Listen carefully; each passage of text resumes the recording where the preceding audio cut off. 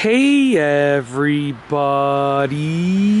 I'm here today to show you how to set the trunk opening height on an Acura RDX. This is actually a 2021 Acura RDX, and the height of the trunk can be set to how tall it opens. I'm going to show you exactly how to do it in this easy tutorial. First and foremost, you want to open the trunk. So we're going to go ahead and we're going to open the trunk just like this. Just let it open. Okay, make sure you have enough height to let it fully open. Okay, now if you look on the trunk right here, where there is the trunk closing button, it says hold to set height. Now, what you want to do first is you want to determine how tall you want the trunk to open, okay? Now, this is actually my in-laws truck, my father-in-law, mother-in-law's truck, and I believe that the trunk is set to open too tall for their garage.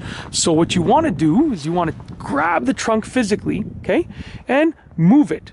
So it's on hydraulics, you can move it to wherever you want it to open to. Let's say you want it to open to this point right here. So let's say I wanted it to open to that point right there. Okay? So when it's at the point where you want it to be, all that you do is press and hold it down. Just like that.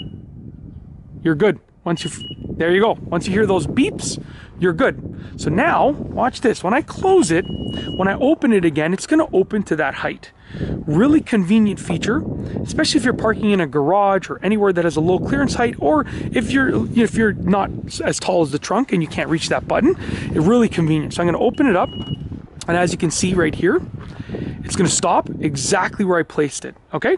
Very simple. It's literally that simple. That is how to set the trunk opening height or adjust the trunk opening height on an Acura RDX. If you like this video, please be sure to give it a thumbs up. Let me know what you think down below as a comment. And of course, be sure to subscribe for more great videos just like this one. And that's all I have for you today. Thanks for watching.